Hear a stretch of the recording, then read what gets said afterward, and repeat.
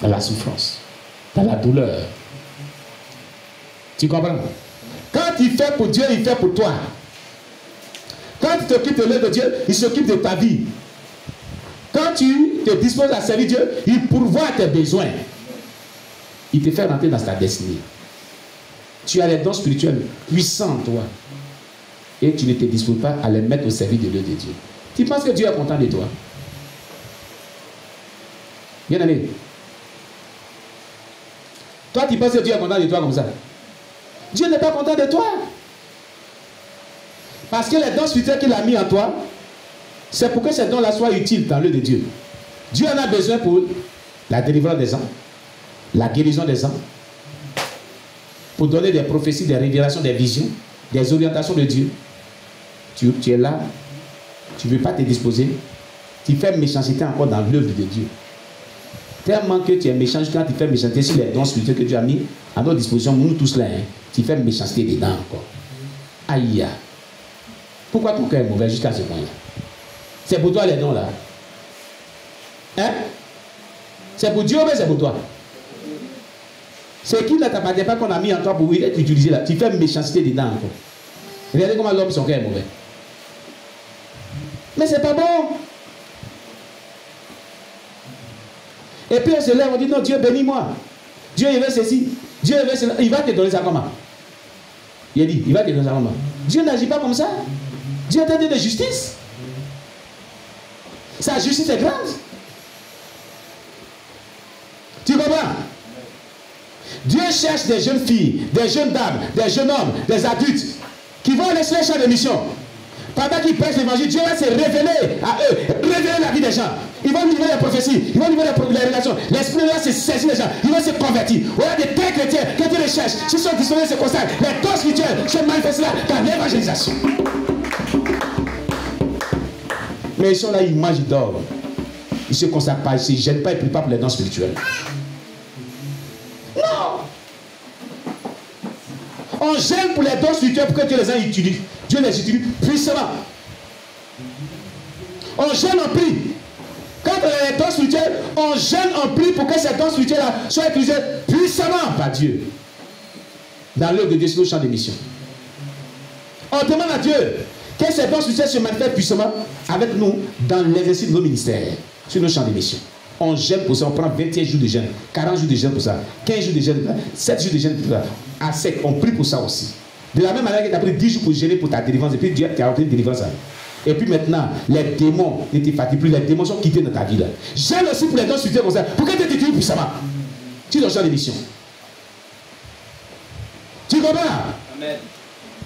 Si tu fais ça, que Dieu voit cela et que tu dis puissamment, tu ne vas même pas souffrir sur la terre. C'est que tu recherches là. Dieu va te donner. Je te lance au défi. Voilà le défi que tu lances. Commence à vivre comme ça 1 mois, 2 mois. Ta vie va changer. Si ta vie ne change pas, moi, je démissionne. Je ne suis plus serviteur de Dieu. Je te dis la vérité. Si mon Dieu que j'adore là, il ne se manifeste pas dans ta vie pour t'utiliser puissamment, et que ce que tu recherches toi, Dieu là, tu ne tombes pas. Moi, je dis, je ne sais plus Dieu. Je te donne 3 mois seulement. Consacre-toi, tu vas voir.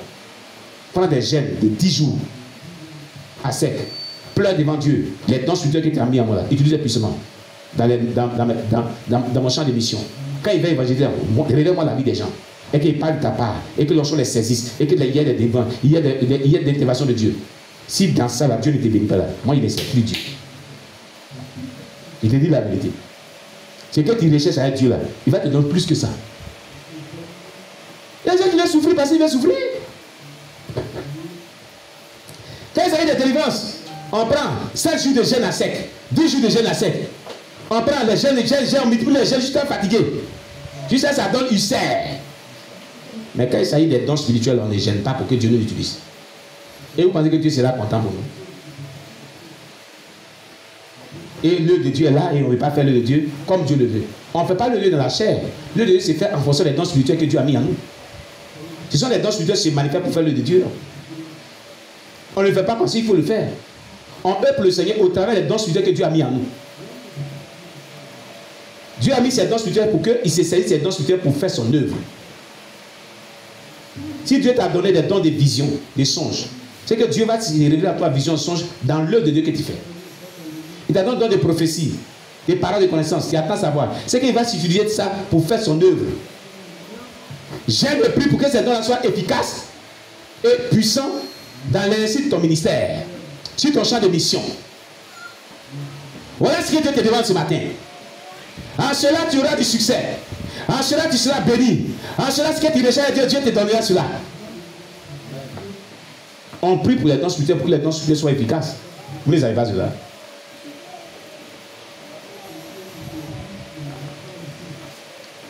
Nous allons prendre un test, vous allez comprendre cela. On prie pour que les dons spirituels soient efficaces.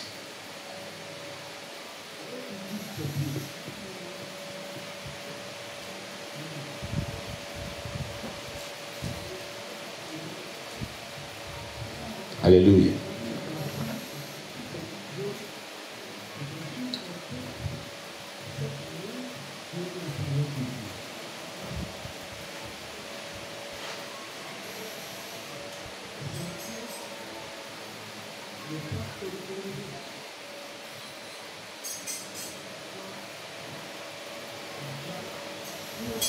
Gloire à Jésus-Christ.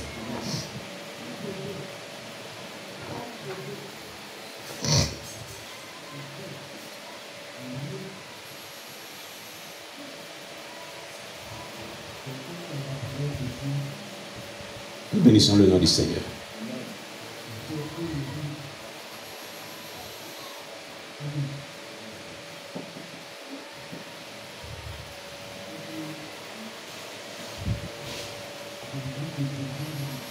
Gloire à Jésus-Christ. On va prendre Actes des Apôtres.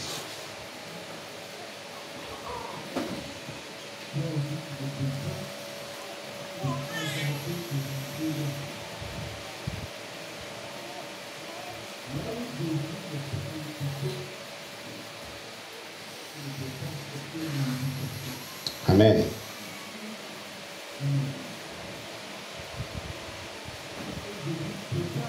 Actes des Apôtres chapitre 4. Actes des Apôtres chapitre 4.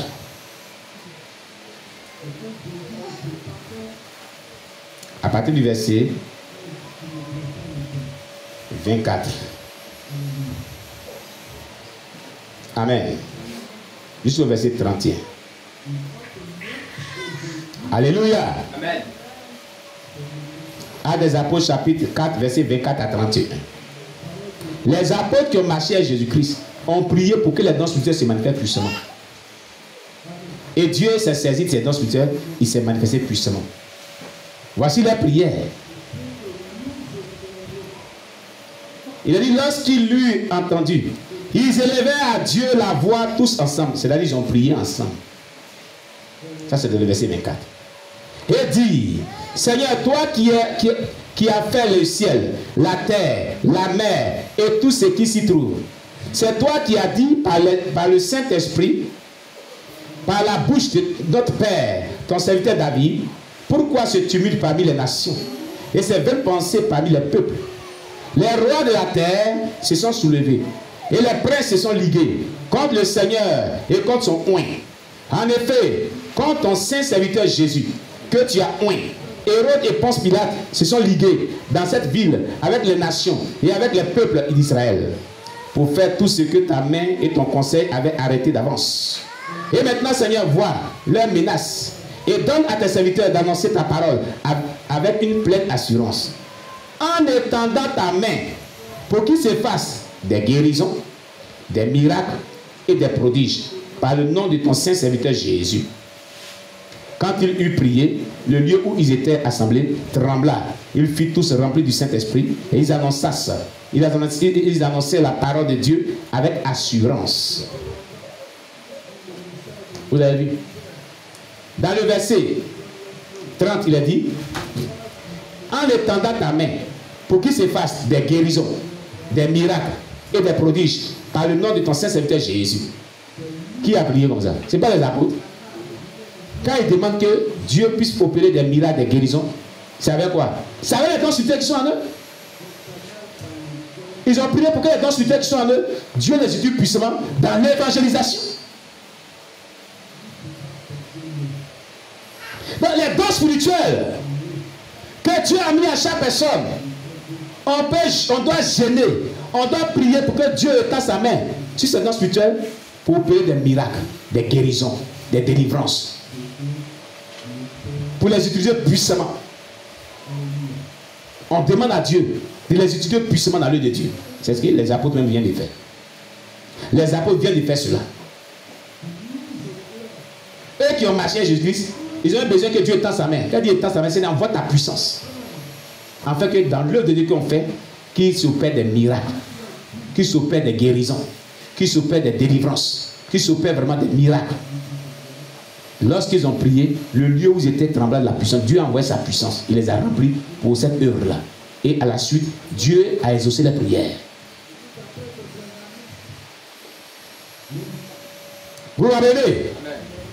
Donc les dons spirituels que Dieu a mis en toi, tu dois gêner, tu dois prier, tu dois te consacrer et demander à Dieu de les saisir et de les rendre efficaces, de les utiliser puissamment au travers de toi pour bénir la vie de l'œuvre de Dieu. Afin qu'en retour, Dieu puisse te bénir aussi. Gloire à Jésus. Gloire à Jésus. Amen. Mais tu ne pries pas, tu ne gênes pas pour tes dons spirituels. Bon, quand tu es en amitié avec quelqu'un, et toi tu viens toujours, tu dis, donne-moi toujours, donne-moi toujours. Et puis lui dit, moi aussi, il faut me donner aussi. Et c'est qui te dit de donner là, tu ne donnes pas aussi. Mais toujours lui te donne seulement. Il te donne seulement. Mais pas fini là. Pour lui que tu ne donnes pas aussi là, est-ce qu'il sera content? Mais c'est ce que vous êtes en train de faire. Quand vous partez vers Dieu toujours là, Seigneur, donne-moi ceci, Seigneur, donne-moi ceci. Il attend que vous aussi, de vous aussi, que vous lui demandez de donner ces dons spirituels pour les utiliser puissamment aussi dans l'œuvre de Dieu. Vous ne faites jamais ça. Mais c'est vous qui tendez toujours vers lui. Donne-moi, donne-moi. Il attend de vous aussi de donner aussi vos cœurs, vous donnez aussi vos dons spirituels à sa disposition pour faire son œuvre aussi. Ah oui? Toi, même si tu es mis à sa place, tu seras content. Toi, tu donnes toujours ma ton tour, on ne te donne pas aussi. Hein? Tu vas aimer ça. Alléluia. J'ai dit tu vas aimer ça. Mais pourquoi c'est qu'on n'aime pas, on fait ça à Dieu? On fait ça à son œuvre. Dites-moi un peu, pourquoi nous on agit comme ça? Pourquoi nous on agit comme ça? Consacrons-nous.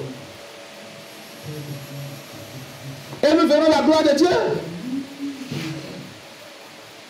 Alléluia. Alors, nous allons voir un exemple dans la Bible de ce que nous sommes en train de traiter comme tel.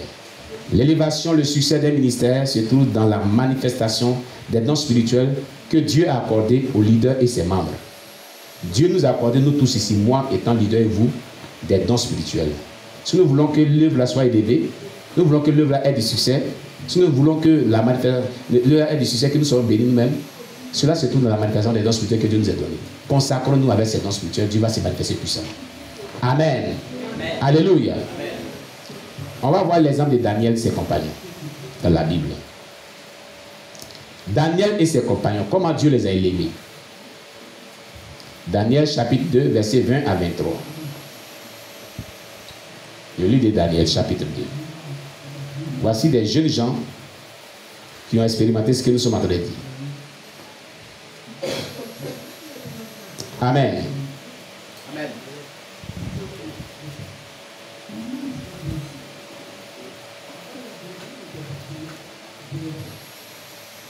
Dans le livre de Daniel chapitre 2,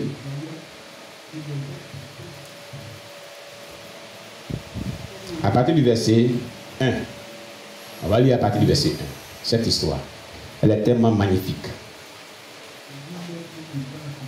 La seconde année du règne de Nebuchadnezzar. Nebuchadnezzar eut des songes. Il avait l'esprit agité et ne pouvait dormir.